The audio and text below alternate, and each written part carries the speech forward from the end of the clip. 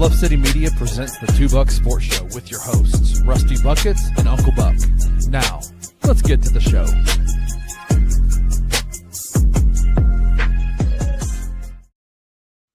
What is up, everybody? Welcome to the Tuesday edition of the Two Buck Sports Show. I'm your guy, Uncle Buck. Joined with me, as he does every single time Rusty is away and out of the office, is Blockhead Stumblefield, Kenny Stumblefield. What's up? My guy, you good, man? Everything's good over here. Yeah. Hey, it's warming up a little bit. I heard this going to be about 65 degrees at Christmas. Hey. I'm all good to go, brother. How are you? Yeah, I walked outside this morning to start the car up before I took the kids to school, because there's nothing worse than getting in a cold car and having to sit in it while it warms up. Absolutely. And it actually felt pretty good outside. Like, I wasn't like yesterday was brutal cold. But yesterday was bad. And then today was not bad. I'm anal about starting a car because I'm with you. Like I've said, I'm a broken record on this show about I'm not built for the cold. I don't like it. I don't like bundling up. I want to be comfortable. My life is about comfort. Right. And I'm not comfortable when it's cold outside. So I will not go and get in a unthawed car. No. It will be too hot in that car when I get in, and I'll want to roll the windows down to equalize it out because it's a dang sauna in there. Hot as Cam Spencer was last night. Shout out. That's how hot I want my vehicle. So we're going to get to Cam Spencer. Grizzlies win 121-109, I believe was the score last night. 103. 103 against the Los Angeles Clippers. We're going to get to that in segment number 2. Yeah. But this is the Two Buck Sports Show, in which the first segment is always centered around tomfoolery and friendship. If we had a T-shirt made, I think that was what it would say. Tomfoolery and friendship. You don't get on the show unless you're a good friend or super famous, and we've not had anybody famous on this show yet. Exactly. Except for me. So, Kenny, it's been cold, but how's life? Are you got your Christmas presents wrapped yet? You all purchased up and wrapped up, ready to go? I have a really big present that I'm getting for the entire family that is on its way, so I'm hoping it gets here in time. And I've got a few more specific things for Tracy that I have to go get. That'll happen hopefully this afternoon, but we'll see. Yeah, that's how we are. So me and my wife are we set a budget for the first time ever this year. We've always tried to ballpark it, like keep it even, but we were like, listen, these kids get way more than they deserve the world. But if we're being honest, we don't want to raise spoiled kids, entitled kids, and we don't want to have them expecting a lot of stuff. And we just financially, there's no real reason to live in excess. That's what we've learned in our break the bank for Christmas. Right? Yeah. She turns 30 tomorrow. I'm 33. Will be 34 in April. And what we have realized over the last 12 to 18 months is like there is nothing better or more desirable for us right now than to not be in debt because we're paying student loans. We bought a van, this kind of stuff. It's like our priority right now is to just live where we're at and within our means. And we want to raise kids that understand that there's boundaries to life. Like we're not just going to live off a credit card and all that kind of stuff. And so absolutely not. Yeah. Let's not forget, like growing up, you're 33, 34, 34. I am 33. I'm 44. I'll be 45 in January. January 5th is my birthday. We've grown up. We have a lot of Christmas memories that we hold dear, right? How many of them are wrapped around very specific presents for you? Well, me and Rusty went through our top 3 favorite Christmas gifts. And I'll be honest with you, the third one that we both got to went sentimental, not price. Absolutely. There's one that I can think of where it was an item that shaped my childhood, and it was a go-kart. But it was a go-kart because all my cousins got go-karts. So it was something we could do together. So there's still that familial aspect about it, you know, not necessarily just the possession itself. Yeah, I grew up in a situation where, kind of like you, where my family and our family too, we didn't grow up in a situation where we had just tons of money laying around, like extra money laying around. And so there are gifts that I got that were sentimental. There were gifts that I got that I remember. Like specifically, I remember getting these. There was these drumsticks that had a little wire attached to them that would fit on a pack on your hip, and it was a speaker, and you would just and it would make noises like however you. I remember that gift for some reason. I remember that gift. The only other gift that I remember very, very clearly is my grandfather, when I was like 9 years old, gave me one of his embroidered handkerchiefs. One that one that he used. I still have it in my room. Like I still have it in my drawer upstairs. So it's like those are the kind of things that we want for our kids, right? Like the memories that you make, not just the presents. Looking back on my childhood, I realize how well I had it. Yeah. My dad is a money cruncher. He is my mom's an accountant. My dad is type A planner. And so we weren't rich. We were aggressively middle class. And, but my dad was also one of those that was like, it don't matter if we got it or not in the bank. You're not going to know about it, and you're going to value the things that you get. Right. And that's where we're at and with my kids. It's like, we look around, and Christmas is one of the worst times, and this is where I'll preach to everybody. This is a good place to land on this first segment. I like doing this with you, Kenny, because we just get we start talking, then we hammer down. We find a point about halfway through it. We get things done. Yeah, and Christmas time and just basically everything about social media age here in 2025, but Christmas time in particular, you can fall victim to comparison so easily. Oh man. My niece and nephew are it's my sister's kids. My brother-in-law comes from a pretty well-off family with very few grandkids.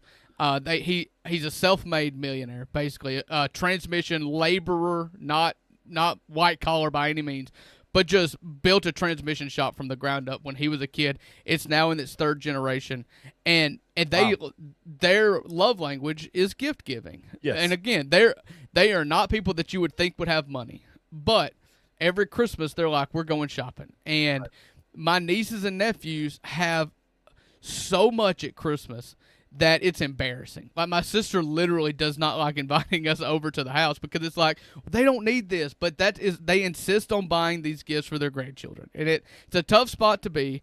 But my point is, Christmas time especially can become such a comparison's nightmare. You know, it's true. Comparison is the thief of joy. You look at what everybody else has got, and we hammer down on our kids at Christmas time.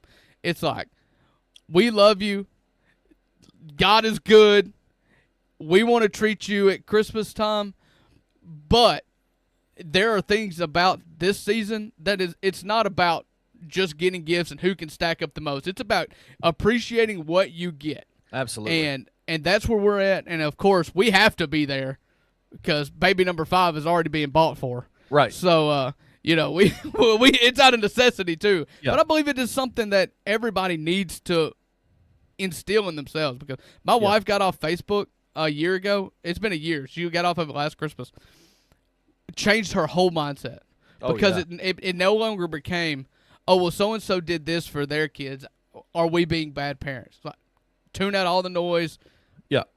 Christmas should be about your family, and whatever's best for your family, then do it. But don't tune out the outsiders. Well, and again, I would say, like, one of the comparison is the thief of joy is a very true statement, but also having a mindset of like, if your love language, if your other side of the family's love language is gift giving, allow them to express their love, right? It's not about making your kids want for more. It's about they can get a ton of presents and still experience what Christmas is about. Right? Like, they can experience not a lot of gifts and more experiential type of, family dynamic, and understand what Christmas is about. It's not an either or situation. It's a mindset of, as parents, we teach our kids, hey, and even when you're over here and you're getting all these presents, there is a level of like appreciation and not expectation on this.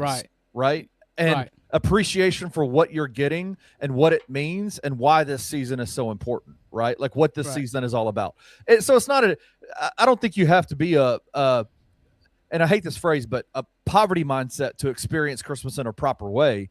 But you have to. Not. Does that make sense? Like, it does. It does. In every aspect of life, it's like you've got to keep in touch with what the root what you should take from this at its core. Right. And you hit, if you give gifts, receive gifts, it's important. If somebody was to hand me $1 million, it should not ever turn into expecting the next guy that just runs up to you with his checkbook in hand to cut you a check for $1 million, but to be grateful for what you've got, whether it's nothing or it's everything. Right. And it's just a mindset that we are trying to instill in our kids. And I have no doubt, knowing you as well as I do, that if someone were to come up and hand you $1 million, it wouldn't change Drew Gann as a person. Like, it wouldn't change you. It wouldn't change your wife. Y'all would still be the same people that you are, but you would just have an extra cool $1 million. There would be signs. There would be signs, yeah. But it wouldn't be what a lot of people like.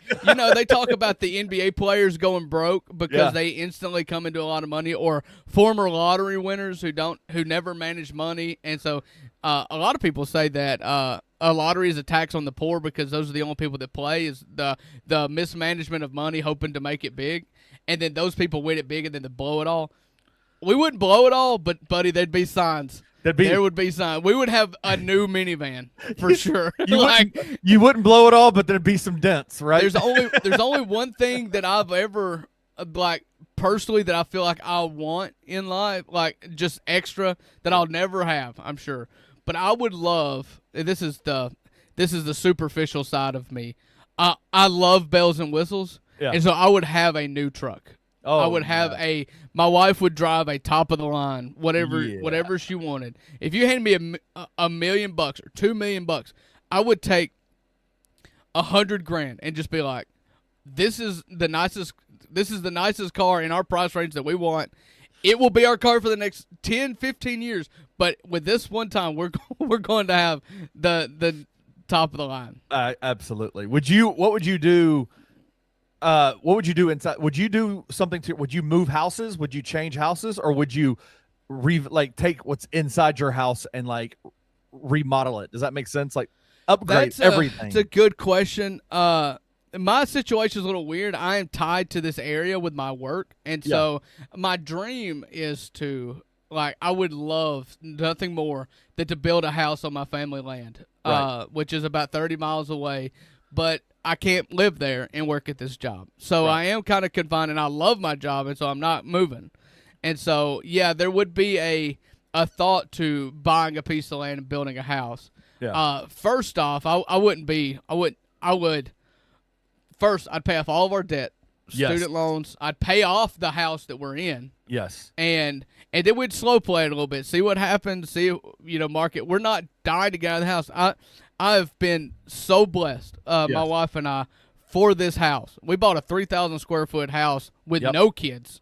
Wow. Because it was just too good of a deal to turn down. And then the Lord's like, okay, obviously this is what you need. Here's 7 because kids. I know what's coming and you don't. Trust me. And so we're extremely fortunate to be in this. But I'd pay it off and then, see what my options are. But yeah, I would pay off all of our debt. I'd buy me a truck. I'd buy my wife a van or whatever she wants. What would she like? Is she a van person, or is she a Yukon? She's grown to love the functionality of a van. I do too, man. I do too. A van, again, I'm about a lot of my life is about comfort, and there's no comfortable way to transport 5 kids than to get a minivan. The 100%. Sliding doors, the movable seats. I mean, it's just made for a big family. She would, if she had her druthers, and I've told her this, if we're totally out of debt minus the mortgage, by the time we get our second to last kid out of a car seat, we would look at a bigger vehicle. She would rather have like a Expedition or a Suburban or something like that. That's what she would rather have.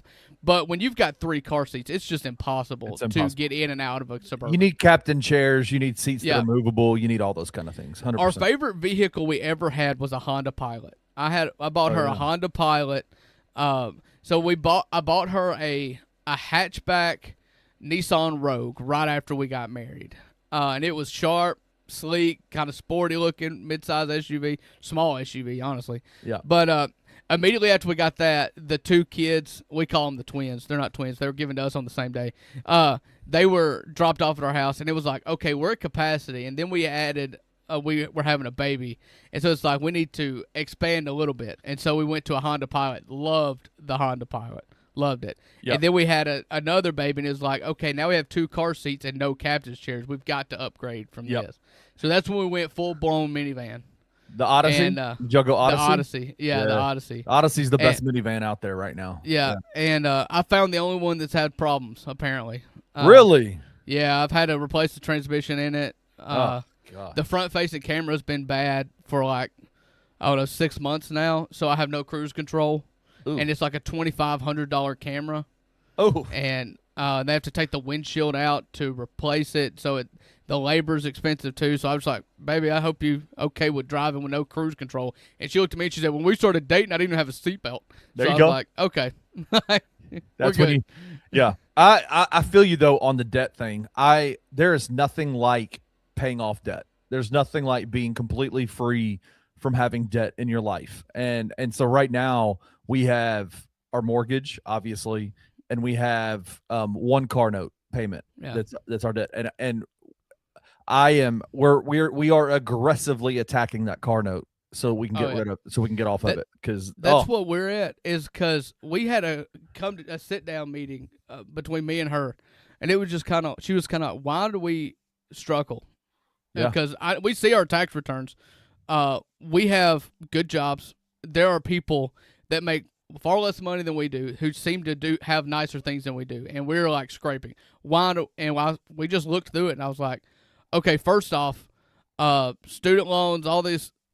We had a credit card. I was like, it's done. I mean, you're talking about right off the front of the month. That stuff never even sees your checking account. Never. Because it's coming out immediately. And going out to eat. We would just cripple ourselves with going out to eat. That's the hard part. The eating out. It's those little things that you just go. So we've tried. We have really this year. We've spent a lot of time trying to eat at home more, because it's just, number one, it's healthier. Number two, budget wise, you can do a lot more. That's why Costco's our favorite place to shop, because we can get mass product for cheap amount of, and we just eat at home a lot more. I tallied it up one time, how much money that we spent at the grocery store, and then how much money we spent going out to eat. And I looked at her and I said, you can spend $1,000 a month at the grocery store if you want to. If we never eat out, we'll be good. Yep. Right. It was just, and we've got a family of how many kids do I have? 6 right now. Right. And with one more coming. Eat.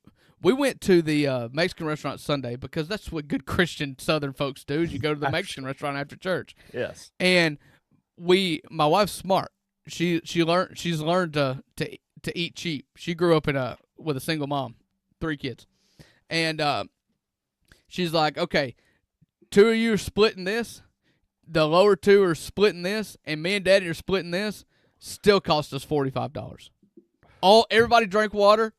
Like, it's ridiculous. It's crazy. Yep. So it's too expensive. All right. So to recap the first segment, eat at home, enjoy the gifts you get, and be thankful that somebody has blessed you with this and don't expect it, and pay off your debts. Right. Credit cards are cancer.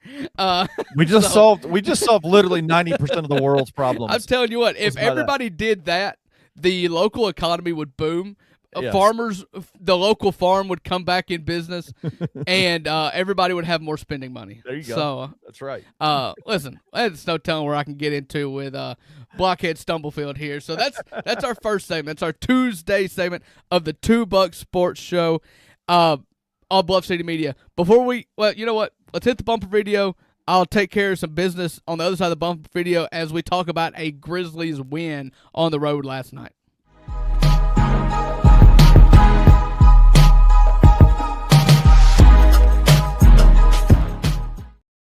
This is the Tuesday edition of the $2 Sports Show. I am Uncle Buck. I'm joined with Blockhead Stumblefield, Kenny Stumblefield. Honorary third Buck here as Rusty is doing he's got a corporate Christmas party today in Nashville. So I guess part of being a nationwide company is his regional office, I guess, is in Nashville. So they did a training/Christmas party in Nashville today. So that's where he's at. And so he did look extra dressed up today on the daily grind. Yeah, I know. That's his Mississippi fancy right there. That is Mississippi fancy. Maybe you're going to a nice corporate retreat, and maybe you just got out of the deer woods. I don't know. Yes, but that's Mississippi fancy right there. I would like to say real quick, thank you to everybody here joining us. We are on Bluff City Media's YouTube page, X pages, Rusty's Facebook page for all of his old people. And if you are watching this anywhere else live right now, I would cordially invite everybody to come on over to YouTube right now. King Meeks and all of our friends are in the comment section. We're only half of the show, and it's not the good half. The good half happens in the YouTube comments where you guys can talk with each other as me and Kenny talk to each other, and we will, by all means, address anything that happens in the comments. It's the best part of our show. Absolutely, man. The comment section is always the most fun part. Shout out to King Meeks. He's been in here. I agree with King Meeks. Rusty is absolutely up to something today. Something fishy is going on out there, but I'm here to help out with Drew. I also agree with King Meeks. Drew is truly smart. King, come on, you're wrong there. You're batting 500 right now. So 1 for 2. Well, 1 for 2. All right, so the Grizzlies won last night, and we had a night that we've kind of been wanting to have out of one player. Had an absolute, the revelation continues for another player, and nothing good can happen for the Memphis Grizzlies without something terrible happening, and so we will get to that as well. The Grizzlies win 121-103 over the hapless Los Angeles Clippers, completing a season sweep, right? Of the Los Angeles Clippers. Are we only playing them 3 times? Is that 3 times we played them, right? Or is that 4? Yeah, so we may have one more. This game was added because of the NBA the play-in tournament. Yep. Or not the play-in tournament, but the NBA Cup. Right. And so we may have them one more time, but we're 3-0 against the Los Angeles Clippers in a game that was fun, a little competitive at the start, but then Cam Spencer happened. But before we get to Killa Cam, who I titled the show after, let's get to giving kudos to a player who has gotten kicked in the nuts by the media all year long, and rightfully so. Jaren Jackson Jr. has 31 points, has a season-high 31 points in 33 minutes. Also had 4 rebounds, 4 assists, 2 steals, and 5 blocks.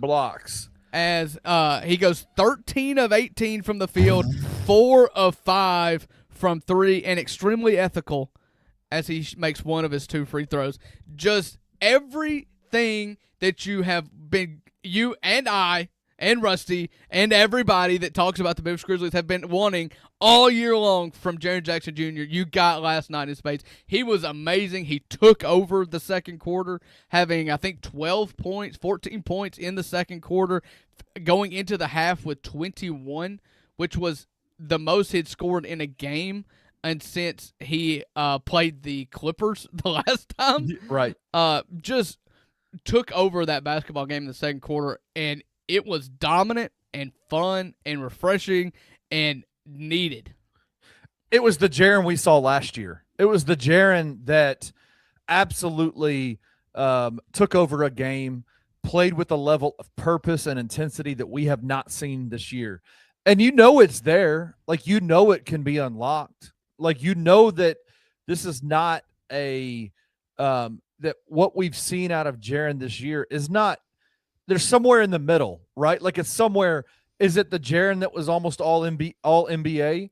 I think it's more of that than it is what we've seen, but it's somewhere in the middle. And that's what you got out of him last night. I mean, just it was we were talking about in the group chat during the game in the first quarter, especially, it was the shots that he was getting that were so impressive. It was the actions that were being ran specifically for him to put him into advantageous positions to get good shots off. And the fact is though he was utilizing those, Isolo put him in really good spots. Jaren ran the actions the way they were supposed to be ran and got really, really good shots and wasn't playing soft the way that he has been playing throughout this entire year so far. Yeah, so Isolo, they did a good job. The offense, they were doing a really good job of feeding him on the post when he had gotten switched onto a smaller opponent. But at the same time, he just played screw you basketball a lot too, where he would go tomato chest, Zubac, or just go at the post players and get into their chest and take the right hand or the left hand and sweep it in. I mean, it was just an incredible job, and there's no backup five for, and Pete Brevin harped on this a lot. Brevin in particular, friend of the show, Brevin Night Court Podcast, records today, right? We're actually recording. They get back on Wednesday night after the Minnesota game. We're recording on Thursday morning. Okay. So, he may mention to it on the broadcast, like there is no backup big. Brook Lopez is on that team, but he did not play. He got a DNP last night. So wild. It is weird, isn't it? But there was no backup size at all for the Clippers, and so Jaren had the opportunity if he was gonna man up on Zubac when Zubac went to the bench, it was just going to get easier for him. And I just want to get your thought. What do you think happened there? I've got a thought. John Morant's back. Maybe that had a lot to do with it. But it just seemed like this was Jaren's night. Yeah, obviously it's tough because we don't know what's going on inside the locker room, the conversations that are being had. But it's a two-part thing. Actions and plays have to be ran for Jaren to get him in advantageous spots. He is not a guy who is going to have the ball in his hands on a consistent basis, right? To where he can manufacture his own shots. You don't want him doing that because that puts him way too far out of on the wing to be able to get really good shots when he's having to manufacture his own shots. We saw that in the Oklahoma City series last year when Ja went out.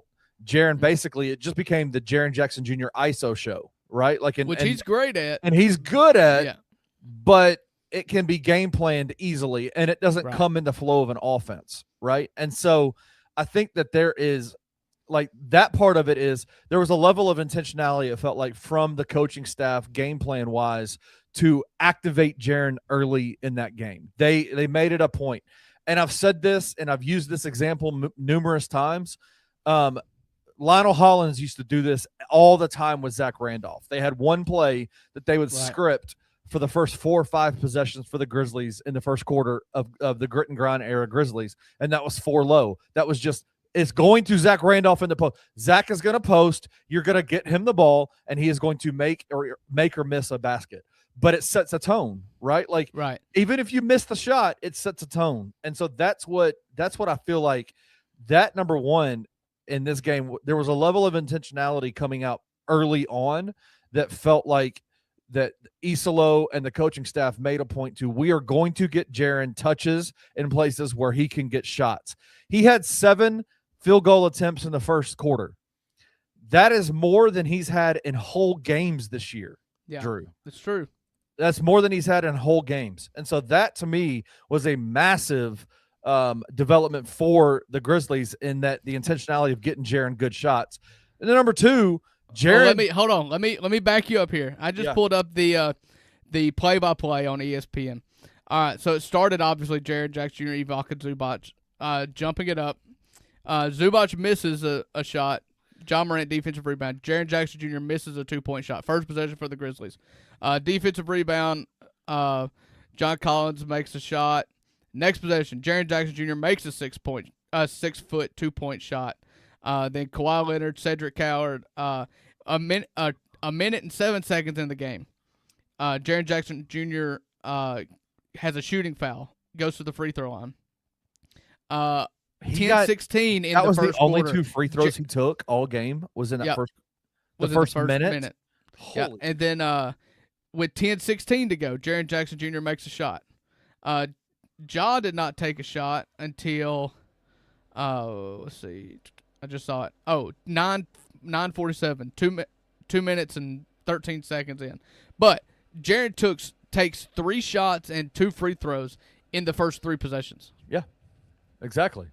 That's intentionality that we haven't seen out of the coaching staff to make sure he gets the ball in proper spots and gets good shots off. And number 2, it's just Jaren. Jaren played with a level of intensity and purpose. And you have to think, as much as we've been frustrated with how he's played this year, Jaren's a professional basketball player. Absolutely. And a grown man. like there is not a single part of him that's been pleased with what he's the performances that he's had. There's got to be a level of not embarrassment's the wrong word, but just like I don't know. Maybe embarrassment is the right word. I don't, but I would say, but it's one of those things too. Is like,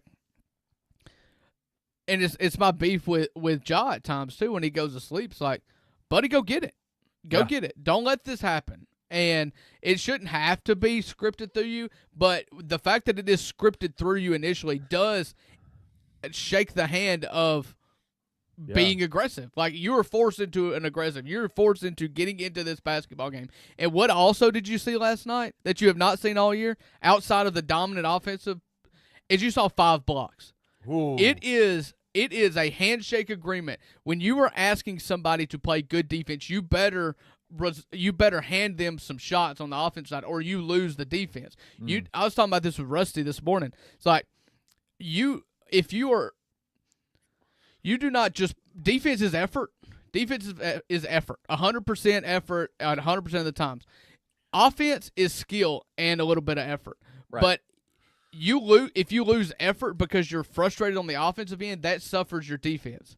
You've got to get rewarded on the offensive end to then give more effort on the defensive end. Oh, I 100% agree with that. I mean, you even go down the level of if a big is running the floor, you have to pass him the ball, or you're not going to have him run the floor the next time down. Right. There's certain things for bigs you have to do to keep them activated throughout the game. And these 5 blocks are such a prime example of being locked in a way that he hasn't been locked in before, because what that tells me is his hands were high on defense and not low. He had 0 fouls going into the fourth quarter and picked up 3 in the fourth quarter when the game was kind of out of reach, right? But like, what you didn't see him do in those first 3 quarters was play lazy defense, handsy defense, where he was reaching, and instead of moving his feet, he was reaching and trying to grab and trying to strip the ball.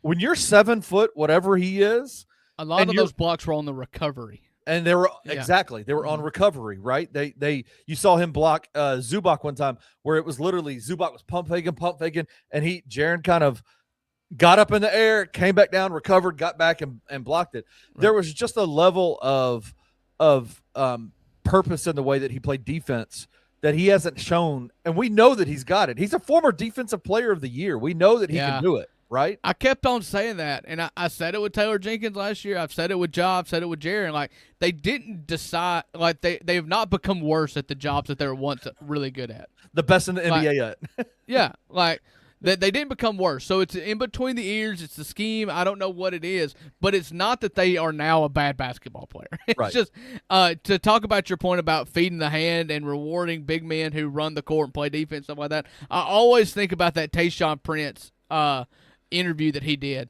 where he was talking about that, what was it, like 04, 05 Pistons team with Chauncey and Rip Hamilton and Ben Wallace, Rasheed Wallace, and it was always Ben Wallace who was Mr. Defense, the stalwart, the middle linebacker of that defense. That's what he was known for, but he was always getting the first shot. Every time. Larry Brown always, and they were in that final game of the NBA Finals against the Lakers, and I think it may have even been going for a sweep or maybe a gentleman's sweep. I don't know what it was, but they got the tip, first possession, offensive possession.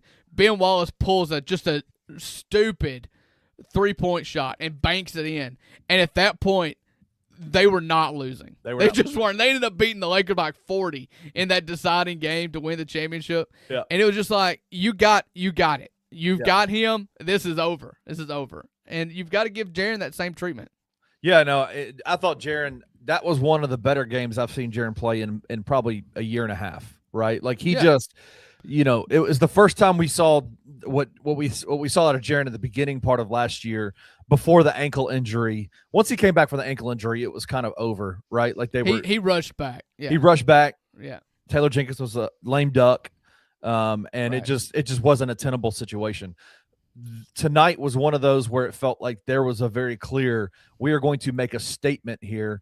And again, like you said, they picked the right team to do it against, because the Clippers have 0 outside of Ivica Zubac. They have 0 post presence at all. And he was basically neutralized. So yeah, he was a non-factor. Jaren was the best player on the court, and this is where I'm going to talk about the blow. So Jaren's great game came with Ja. I believe that Jaren benefits greatly from having a good player on the court. You saw him take it up a notch in spurts when Edey came in, when Edey got healthy. And now Ja's there, and you could tell they were having to pay attention to Ja. Ja looked good. Ja looked active. He looked fast. Yes. He did not have a good game. He was very inefficient. I think he finished with 12 points. 4 of 12. 3 assists. Yeah, 4 assists. 4 assists, 3 rebounds, yeah. A negative on the plus-minus. Just not a good game for Ja. But the fact that Ja was there, I believe, helped out Jaren Jackson Jr., and which was you've got to trade somebody. Grizz PR, there is a handshake agreement between Grizz PR and the Memphis Grizzlies, and if I'm going to give you somebody, you have to give me back somebody. And after the game was more or less over, Ja Morant driving into the lane, decelerates and puts his foot on Ibaka Zubac's foot, turns his ankle, runs on one foot to the sideline, collapses. Didn't look good, never went to the locker room. But at that point, we knew he wasn't coming out. He wasn't going back in the game anyways. It was out of hand. But I imagine we're going to see Ja on the injury report for a little while. I don't know. I think that's a better question for the other Buck that's on this show. He said on the Daily Grind this morning he was thinking like 2 to 4 weeks. Ugh. Yeah. Jesus. Just because it's another lower leg, he's had a calf. I don't know if it's the same foot or not. But it is. It's the same foot. I mean, it's just not ideal. Well, I mean, the only thing, and I was texting in the group chat last night with y'all, the only thing that gives me any kind of pause to make that kind of an assumption is that obviously he was in pain initially. Yeah. The pain dissipated pretty quick. He basically shooed the training staff away, sat on the bench. They didn't immediately ice. They didn't immediately wrap. They took his shoe off, which to me, you don't take your shoe off unless you're going to automatically ice and wrap and things like that. They didn't do that. He was up on the bench. He didn't go to the locker room. He was out there on the floor after the game. Those are things that I look at and I go, okay, well, maybe it's not as bad. There might be an instant like, ow, that really hurt. And then it just kind of goes away. But the fact that they didn't automatically take him back, MRI it, wrap it, ice it, that gives me hope. But I don't know, man. I don't know. Yeah, I did. I kind of went through the same thought process myself. It was Ja has overreacted on some tweaks and stuff before and come back in games or not been up being more or less a non-issue, but you would have thought he got sniped from the upper deck. You have seen that from Ja Morant before. He did not go to the locker room. He remained on the bench. He walked around, hobbled around on it, trying to test it out. But ultimately, the fact that they didn't do the immediate go to the locker room for imaging and stuff like that. And some people would say that's a good sign. To me, it was like he wasn't going back in that game anyways. So why rush? Just watch the end of the game. By all means, we're about to win by 24 points or whatever it ended up being. It felt like though if he's in that much pain, the way that he was initially looked like he was in pain, you go start the process of alleviating that pain through ice, through whatever. Right. The fact that it was like all of a sudden he just kind of like was like, okay, I'm good now. Everybody freaking leave me alone. Get away from me. Yeah. Let me just stay here. He didn't look like he was in pain after Again, there's a lot of, and I'm not a medical guy, and we'll talk with Rusty about it tomorrow, but there's a lot of adrenaline in those situations like that, too. I wonder what he feels like today. And if we know anything, King Meeks he's got the battle scars. He knows what it's like 6 to 9 weeks. Like, that's just where our mind goes. We are jaded individuals who expect the worst. It's so disappointing for Ja. Like, it's just because it looked, slow motion's awesome for a lot of things, but when it comes to injuries, it sucks. Yeah, it always looks worse. Yeah. It looked horrible. Like the way that his it like not only rolled sideways but rolled forward and sideways. Like it was like it went over, but it was also side. It looked bad. It didn't look like your typical hit a loose spot on the court. It rolled off of a 7-footer's foot. Yeah, like it was pretty brutal. And the mechanics of it, we'll talk to Rusty about tomorrow. Yeah, I don't understand the structural mechanics when it comes to a foot. So maybe Rusty can get to that. But the good news, news, Kenny Stubblefield, is that we may not even need John Moran because Cam Spencer plays basketball for the Memphis Grizzlies. Anthony Sane retweeted a picture of the 2024 draft class this morning, and it was Edey, Jalen Wells, and Cam Spencer holding their jerseys up at their introductory press conference. And this is going to sound like revisionist history, but y'all know it's not because I was not an Edey guy. But I remember looking at that picture and I remember thinking to myself, like, I really love Cam Spencer out of those three. That everybody was excited about Edey. Rusty got on Wells pretty early, and I was just like, I love Cam Spencer. Like, and it was what you saw last night minus the threes that I loved about him. The Bulldog. And it's the one thing that Zach Kleiman's ever said in a postseason media availability that I've agreed with is that Cam Spencer is just a freaking Bulldog. He's a dog. Yeah, he is the dog. He's the doggiest of dogs, Drew. And it's gotten to the point. Me and you made a joke last night.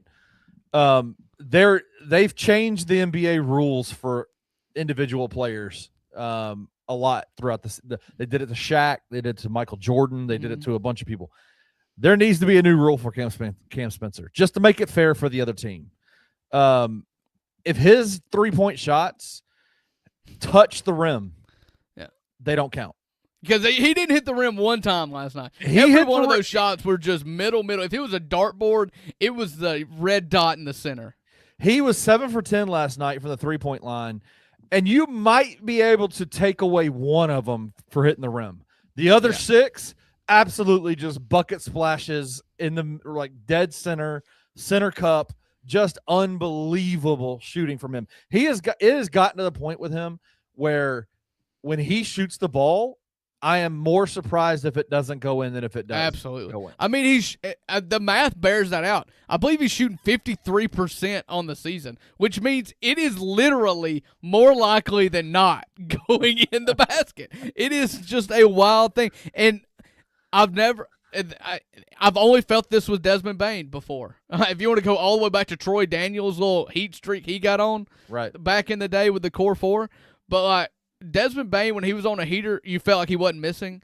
And that's how I feel about Cam Spencer right now. He is – everybody can talk about how he's small, how he's, maybe not as athletic. You're not going to see him dunk the basketball very often.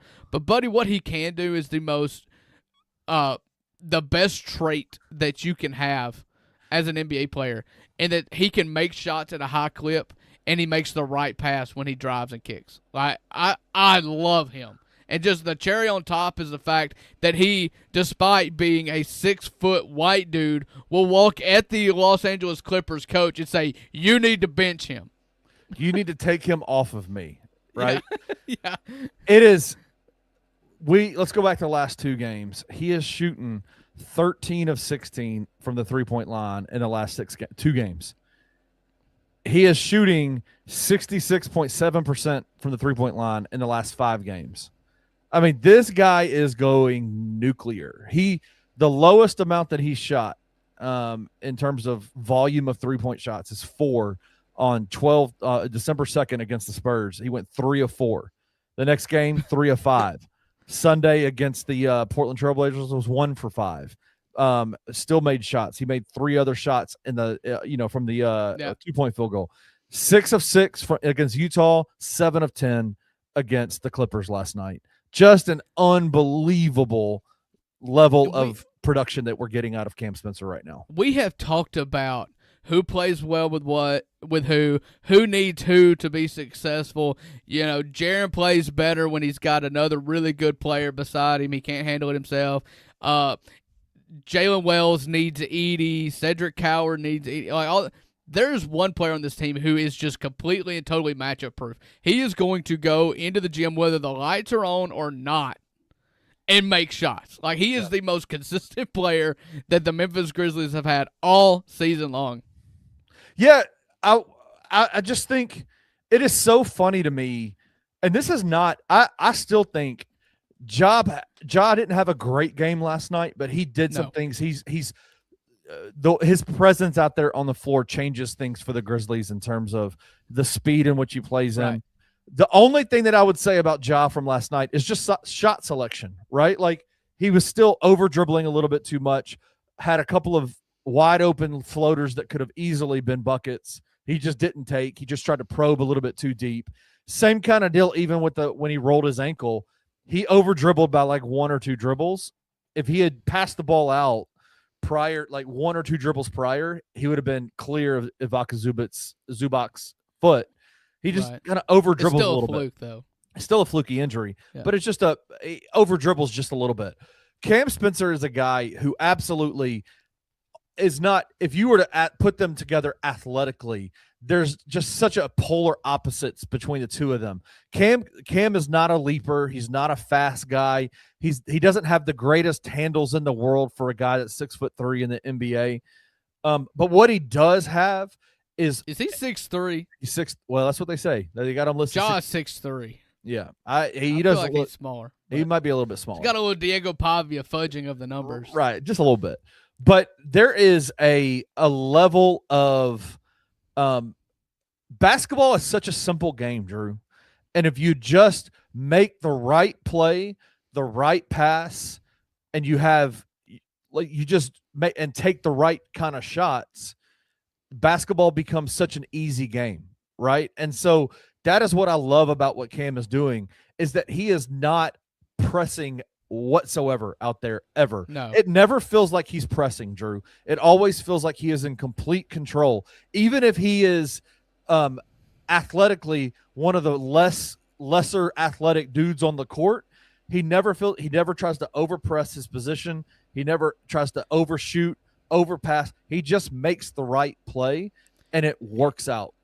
He's just one of those guys that is so honorable and so cool in the NBA right now to look at a guy like Cam Spencer, and you can put Caruso in this. You could put we'll just go through it, but you know that they are peaking out their potential. Yes, they everything that you can offer, that they can offer, you are getting, and you are getting it consistently. And even when there's going to be days where he doesn't make his shots, I'll have to believe it when I see it, when it comes to him like being a negative on this team. Playing. I just don't see him ever being a net negative while he's playing in the NBA. What better way to describe somebody than to say you're peaking out at what you do, you're peaking out at your highest level of physical capabilities, but what you do is repeatable every single time you play, and you're not a net negative for your squad when you're out there. Like those are 3 qualities that I'm like, I would love 6 more of those dudes on this Grizzlies team.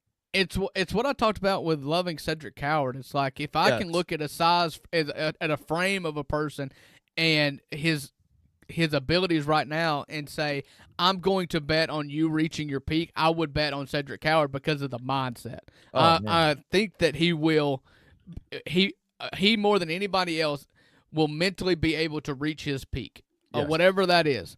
Cam Spencer's showing that right now. Their peaks are different because of the build. But I want to root for a team that's got guys like Cam Spencer that says, despite everybody else, all the other noise, anybody who thinks I can't do this, can't do that, I know what I am, and I know what my peak is, and I'm going to achieve that more times than not. And absolutely. That's a mindset. It's up here with Cam Spencer on a team in which we've questioned up here. And for podcast listeners, I'm pointing at my head. If we are not having to do that with him, not at all, not even a little bit. Yep. All right. FanDuel. We don't have any FanDuel stuff for the NBA right now. The Grizzlies are off tonight. They play tomorrow night against the Minnesota Timberwolves. We will have FanDuel numbers. This show is brought to you by FanDuel. All of the spreads, all the numbers, all the research that we do is filtered through FanDuel Sportsbook, and so we are grateful to have them. We will feature some lines. We're going to talk about college football on the other side of the break.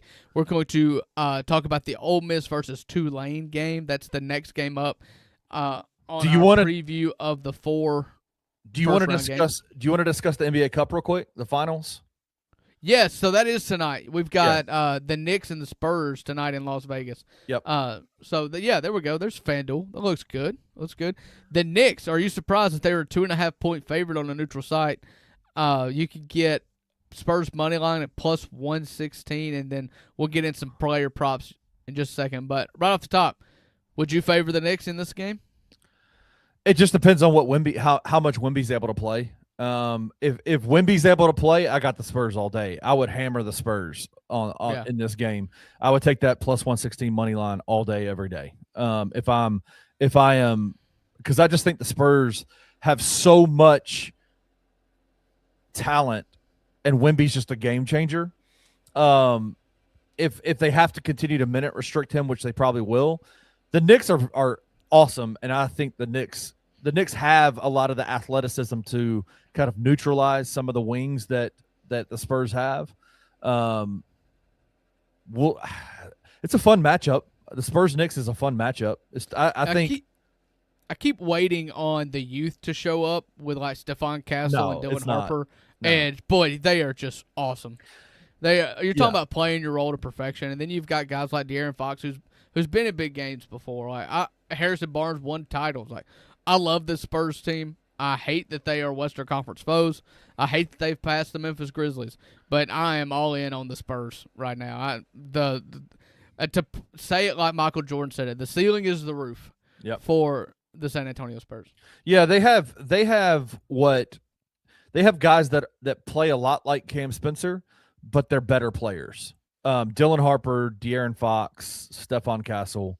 We're talking about 6'6", 6'5" guards that can rebound really well. That don't play outside their head, right? They just play. And and then you've got obviously Victor Wembanyama, who, he's phenomenal. He's just ridiculous. So they just let him walk around amongst us. It's weird.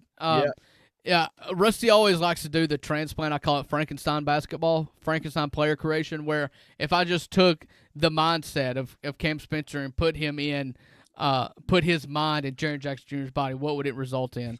And if Cam Spencer was 6'5", and again, we're not going to bash Cam Spencer for what he's not. I've spent a lot of time praising him for what he is, and it's worthy of praise. But if he was about 6'5", oh my God, he would look a lot like Stephon Castle. I mean, he has been unbelievable. Yeah, and that's what. And again, to go back to the Grizzlies, that's why I like Cedric Howard so much, because Cedric Howard is in that same vein of the way Stephon Castle, the way that I think he's better than Dylan Harper. But anyway, just I love those kind of guys on this team. Cedric Howard and Cam Spencer are two guys that are just. They're awesome, and the Spurs have a lot of them too. So that makes them tough, and that makes them very good right now. Like, it's not a surprise that they are where they are. They just won. They went 11 or 12 straight games without Victor Wembanyama and went 9-3 during that time period. Like, they're just good. You could get Jalen Brunson at 29.5, and quite possibly my favorite post-game interview ever is when Josh Hart said that inch for inch Jalen Brunson was the best shooter in the world, and he has a big head, which means a big brain. Like, just talk about buddy cops.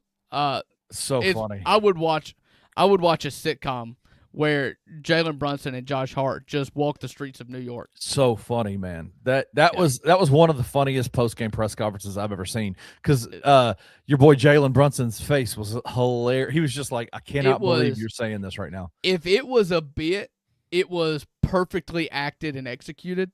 Yeah. But it was so Brunson was hilarious, just the looks that he was giving him, and then Josh Hart delivered it perfectly.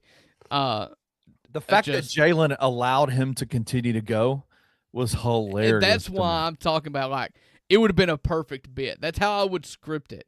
You've got to let him get through it, but you've got to react silently, and Brunson was great. We've been having off-air discussions a lot about comedians in the group chats. It's why Colin Jost and Michael Che are so funny together on Saturday Night Live because they're able to they just rip on each other, and it's just they don't stop each other from they just go right. Sometimes you have to sacrifice for the joke. Yes. And as somebody, I've said this many times, short man syndrome is a real thing. You have two choices when you grow up short, and Jalen Brunson is not short by universal standards, but by basketball standards, he is. Absolutely. And you have two options if you're going to be short. You either develop short man syndrome, where you just demand respect and get mad when anybody looks over you, or you become funny and learn to laugh at yourself, shrug it off, and have a good attitude about it. Yep. I and Jalen Brunson have chosen this second option. And it makes it so much fun. It makes it so much fun. And unfortunately, the other side of that option is how you end up with Nick Saban and the Kirby Smart, the conqueror who I am, Napoleon. Yeah, if you develop short man syndrome the other way too far, you could conquer the world. Hey. We're just gonna laugh. You're going to conquer the podcast space. That's what it is, right? All right. That's our NBA talk for today. The numbers brought to you by FanDuel Sportsbook. They are our partners. We are greatly thankful for them. Watch the NBA Cup. The only NBA game going on tonight. It's Tuesday. Means there's no NFL. This is it. Everybody buckle up. Tune in to the NBA Cup. Is that going to be on Amazon still, or is it or did they just do the bracket and it's going to be on Big ABC or Big ESPN. Let me look. I mean, y'all know how to find these games at this point, although it has become increasingly more difficult to locate them. It is on Prime. It's on Amazon. It is on Prime. So, which, by the way, their coverage is awesome. I love watching the games on Prime. They do really good. So, all right, we're going to take a break here. Jesus, we're almost at an hour already. So we're going to touch some college football on the other side of the break. Try to be brief, but me and Kenny aren't. We wear them, but we are not them. That is briefs. So stay tuned on the other side of the break.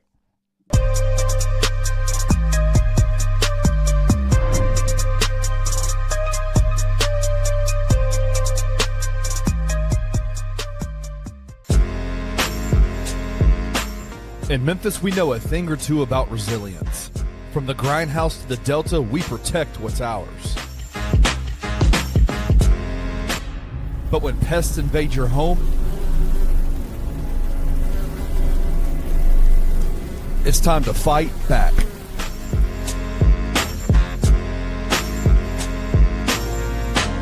Grade A Pest knows how to handle what crawls, flies, and bites. With local experience and guaranteed results. I'm Reggie with Grade A Pest Control. We service the Memphis metro area. That also includes DeSoto and Fayette County as well. Grade A Pest has the entire Mid-South covered. So if bugs and pests put you to the test, let Grade A solve your problem.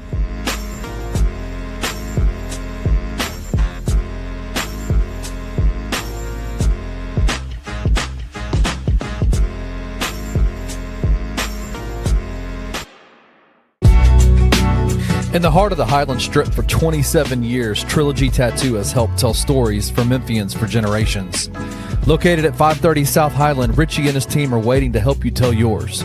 From tattoos to piercings, your body art should be as unique as you are. Voted a Memphis Flyer top 3 tattoo shop in the city of Memphis since day one. Your story will be safe here at Trilogy Tattoo. Open 7 days a week, Monday through Saturday, 11 to 11, and 3 to 11 on Sundays. They have convenient times waiting on you. Let Trilogy Tattoo help you tell your story.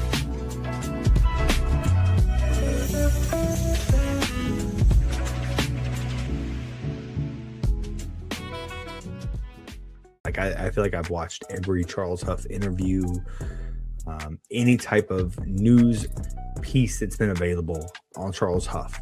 I don't know how you watch any of those and come away not impressed by the guy. He may be able to talk the talk, and at other places he's walked the walk, but can he do it here? Can you win games? Can you close that gap? I do like how much he's referencing, like the proof is in the pudding. I'm the best hire. I have a process that I'm not just hoping works. I have proof that it works. I love the confidence coming out of that practice facility right now. It's pretty dope. We've been lacking around the program, and that's a killer mentality. It doesn't feel like win with class will be something that's talked about. Those words will never be uttered ever again. We used to win with class. Now we're going to beat your ass. That's the new line, right? Yeah, let's hope so. Tune in to Tigers Untapped with your hosts, Trey Lasley and TJ Willis, every Tuesday at 3 p.m. on the Bluff City Media YouTube channel.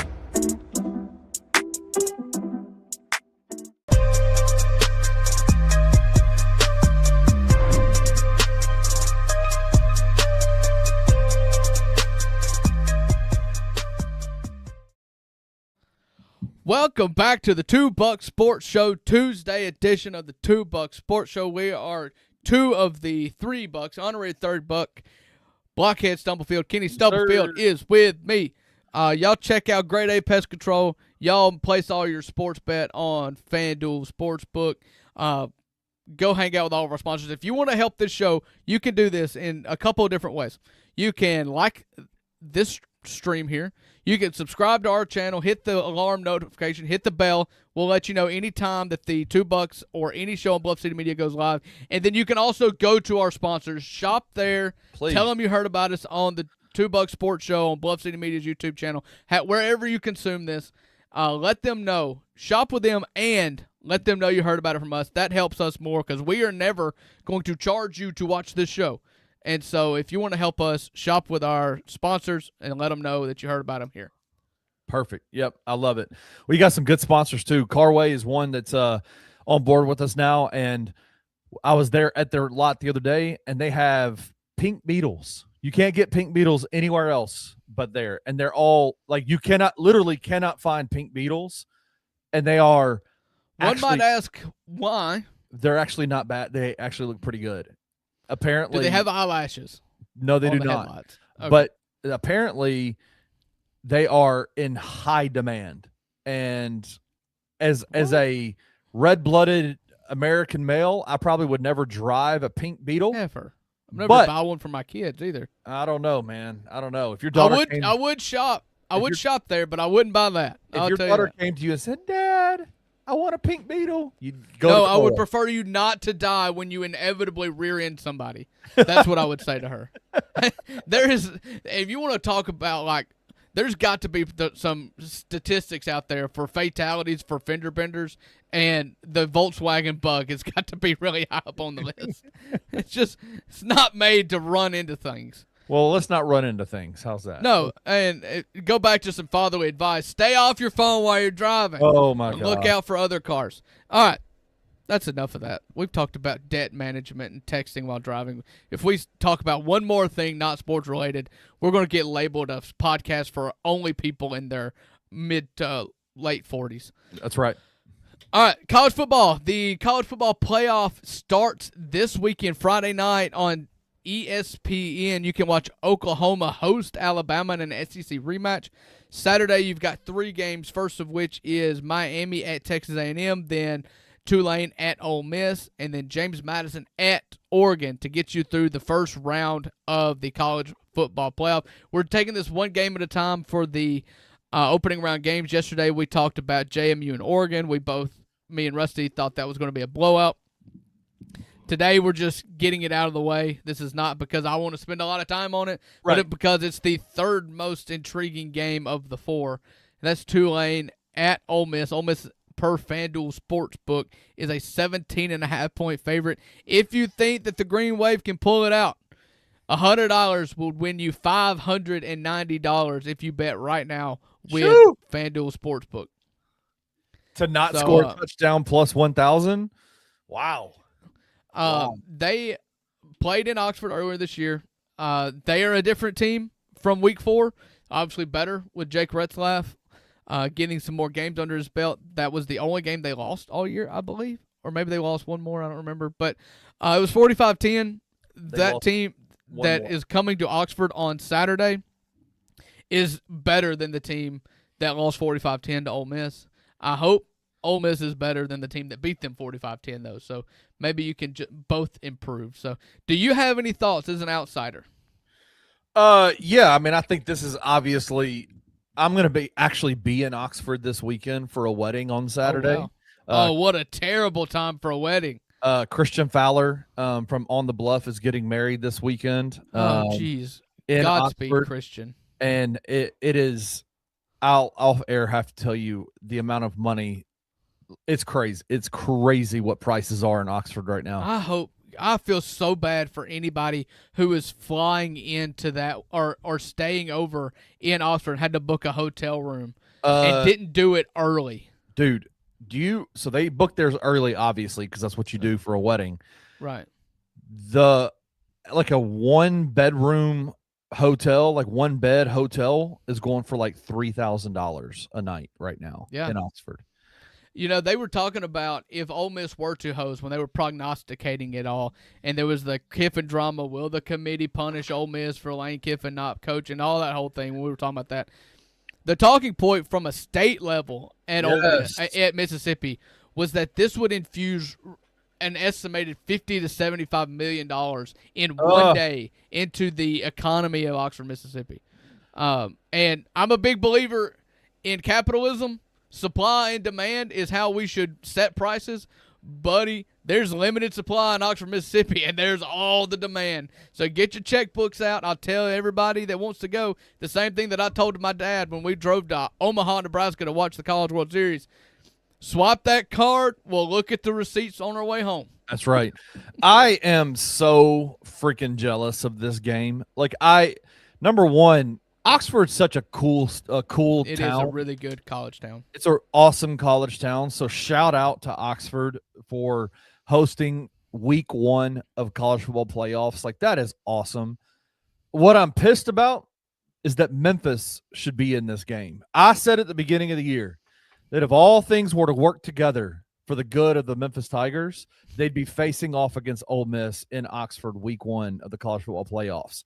And look who's there. I agree. The winner of the American Conference. Yeah. If Memphis had done what they should have done, it should be Memphis in that game. Could you imagine a Memphis versus Ole Miss game, college football playoff week 1 in Oxford? I would have to take off work for the week just to be a full-time podcaster and just jump to every single Bluff City media show in the world just to spew my nonsense and Ole Miss homerism. No, we would spend the week in Oxford just set on up whose dime? On Bluff City Media's dime. What Okay. are you talking about?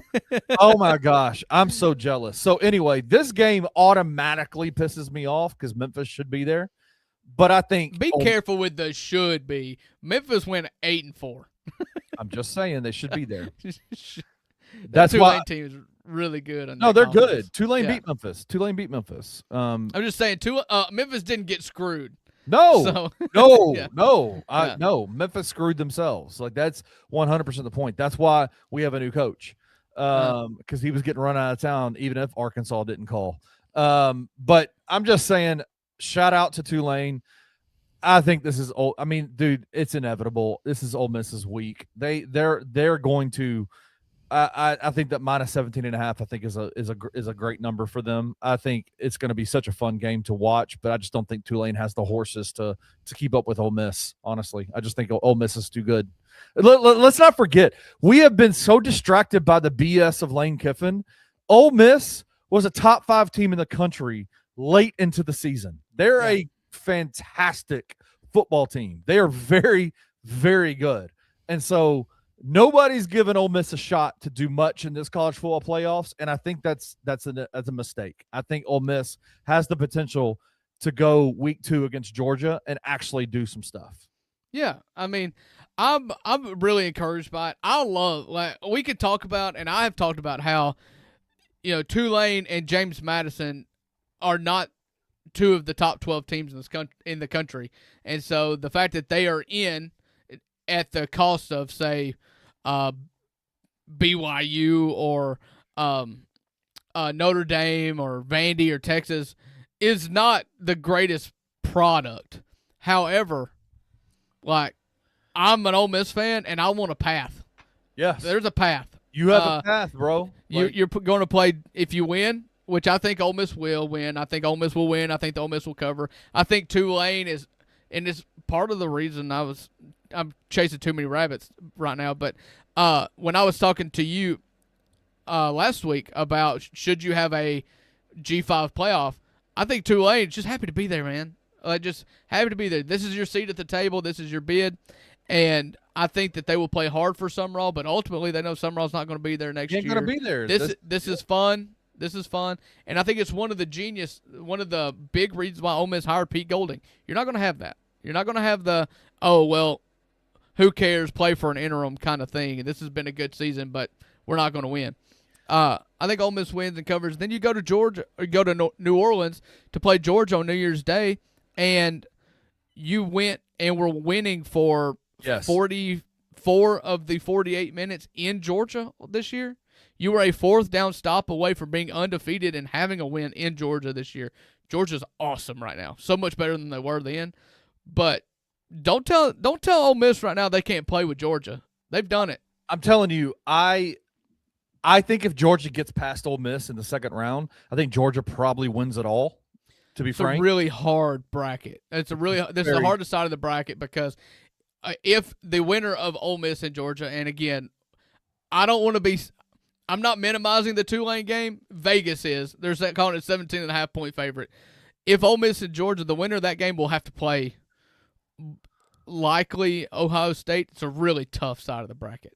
It's a tough compared to that to what we talked about yesterday with Oregon. That top side of the bracket is not easy is a wrong word. But it's Indiana and Texas Tech with the buys there against Georgia and Ohio State with the buys on the bottom half. So. Right. So it's definitely Ole Miss is in the harder part of the bracket. But there's a path for Ole Miss there. I think they easily get past Tulane. I don't know. Bob Chesney is coaching he is? Is this weekend. Oh, wow. Okay. He's stuck with them. But yeah, I think that's in it.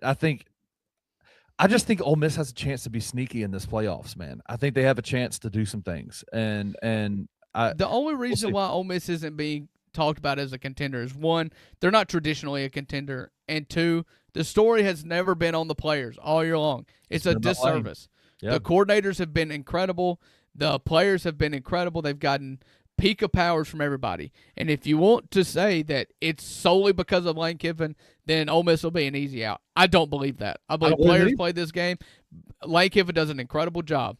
He's done a better job than any other team in his career at Ole Miss this year. But it is not a one-man show. Nothing in football is ever a one-man show. Or Nick Saban would never lose. But there were times where he lost big games. It's just you play it on the field. I do have one thing I want to ask you. Meeks is asking it. Trinidad Chambliss had a press conference today, maybe yesterday. Yeah. Talking about and asked the question about whether he's going to stay, which I think is just such a dumb question, honestly. Like, they're about to play a playoff. They're in the playoffs right now. Why are you asking about if he's going to transfer or not? Anyway, he answered, and I wanted to get your thoughts on it. Okay. Debate if it's college, being at Ole Miss, or would you have to consider everything because that's part of it? It's all year to year. So, what would be your considerations in that way? Yeah, no, definitely. You hit it right on the nail. I would have to consider like what the best situation is for me, what I feel most comfortable with, who I trust the most, and just get a feel for every possibility really. So there's a lot that goes into that. Is he staying? Is he going to be the quarterback at Ole Miss next year? I don't know. To be honest with you. Ooh, this is throwing me off. I don't know. Listen, I am pro player. I'm pro players getting paid. I would massively overhaul the transfer portal and do something that made more common sense. Because I don't feel like these mercenaries, you should have contracts getting paid lots of money. That's beside the point. You cannot, as a college football fan of a team, praise a guy who left a team to transfer to your team and then ridicule him for transferring to another team that better suits him, especially when your coach leaves. Right. I will not ridicule Trinidad Chambliss. I will not ridicule Kawan Lacey, anybody else who gets in the transfer portal and ultimately leaves. That is your right. That is what has been set up now, in my opinion, which should be changed, but that is the current governing practice right now, is that it is one-year contracts and you get unrestricted free agency every single year. And your coach left, and you have the right to choose. The only way I will ridicule anybody that leaves Ole Miss is if they bail on a playoff team. And for the record, it ain't happening. It is not going to happen. Trinidad Chambliss will play for Ole Miss at quarterback for the whole duration of the playoffs. Absolutely.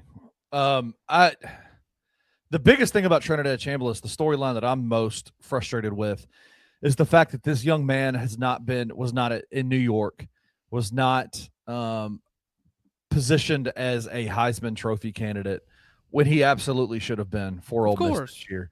And every bit of that is because Lane Kiffin decided to make the season about him. And so I think that they've missed out. I think that is the only part that I would get frustrated about. Yeah, he finished 8th in the Heisman behind I keep wanting to call the man Stetson Bennett. Gunner. What's his name? Stockton. Gunner Stockton. And, I mean, he just should have been so much higher. Kawan Lacey should have gotten Heisman votes. They've been absolutely incredible all year. And we got the full Kiffin this year. I'm not going to belabor the fact that I feel like Kiffin did this wrongly. This is just kind of what Kiffin does. We know this. We signed up for it. But this has been the fallout from it. And, listen, you've got to ask the question to Trinidad because Lane's talking. Lane's sending out text messages apparently to Ole Miss reporters, particularly Ben Garrett, who called Lane a hoe, if you remember.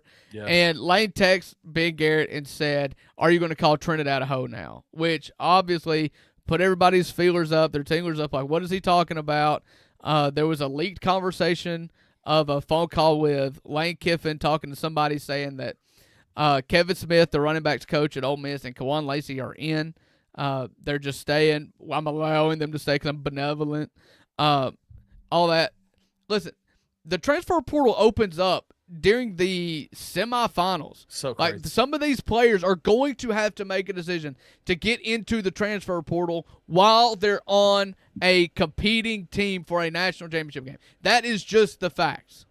But what also plays into effect with Trinidad is he has to be granted a waiver. He's played 4 or 5 years at the NCAA level. Now, given 3 of those years were at D2, and so he's going to have to get a waiver before he can even have the opportunity to announce that he's staying at Ole Miss or get in the transfer portal and go to LSU, Florida, Louisiana Monroe, anywhere. And so that's step one, is he's got to be granted a waiver release to play another year. And then when he says, I got to do what's best for my family and my outlook and all that, buddy, that's business. Yeah. That's business. Yeah. Well, I think Trinidad Chambliss is one of the best stories in college football this year, coming from a D2 school. I mean, it is awesome what he's done. He has absolutely elevated the Ole Miss team, and I think they are going to smoke Tulane this weekend, and I think they're going to give Georgia a brawl in week 2. I think it's going to be awesome. I believe it's galvanized. Now, the college football schedule has to be changed. Not because Lane Kiffin left a playoff team, but because you cannot be having this free agency period open up in the middle of the playoffs. It's not fair. And like I said, I'm a capitalist. Supply and demand is a real thing. Trinidad Chambliss has all the supply, and there's a critical need for demand when it comes to a really good quarterback in college football. He should have the opportunity to leverage offers against each other, get the most bang for his buck, get to the right situation that he feels is right for his family. But he's not going to be able to if Ole Miss makes it to the semifinals, because he's going to have to either publicly say, I'm staying at Ole Miss and risking my leverage and numbers and hope that Ole Miss just does right by him, or announce that he's getting in the transfer portal as he's getting ready to face Ohio State in the semifinals of the college football playoff. It's wrong. It's bad. It's messed up. I can't stand it. They got to change we've talked about this last week, and we need to get up out of here. It's already been an hour and 20 minutes. But we talked about this last week. NIL is what it is. I like it. It's fine. I think the players deserve to be paid for as much money as they bring into a program, to a school. But the transfer portal has to be changed. Something has to give here. I think we're on the right track. They're doing the rev share thing, and that's going to be like basically your base cap. Yep. And then NIL will have to go above and beyond that, but then they're going to be able to be more stringent on how you funnel that in. It's going to have to be more Olympic style. you're going to have to contribute to a company for them to pay you that, and all that kind of stuff. And so I think we're getting there. And so the next step is you're going to have to put years on the contract. I agree. And so or you sit out a year. Yeah, this unrestricted free agency thing ain't working. It's just not working. All right. This has been the 2 Buck Sports Show. Thank you, Blockhead Stumblefield, Kenny Stumblefield, over here to my left for joining in Rusty's absence as he's Christmas partying it up in Nashville, Tennessee. He'll be back with me tomorrow, one way or the other, for the Wednesday edition of the 2 Buck Sports Show. And like I said, if you want to help us out, like, subscribe, turn on the notifications, go and give a call to Grade A Pest Control. Just say, hey, I heard about you from Bluff City Media. Place all your wagers with FanDuel. Shop with our vendors. Let them know that you heard about it from us. That would help us out more than anything in the world. So until tomorrow, be a friend to somebody who needs a friend. And with the 2 Buck Sports Show, you always get what you pay for. Have a good day. See you tomorrow. Thank you for listening to the 2 Buck Sports Show. If you enjoyed this episode, leave a rating and a review wherever you download your podcasts. Also, like and subscribe to Bluff City Media's YouTube page. We'll see you back here next time.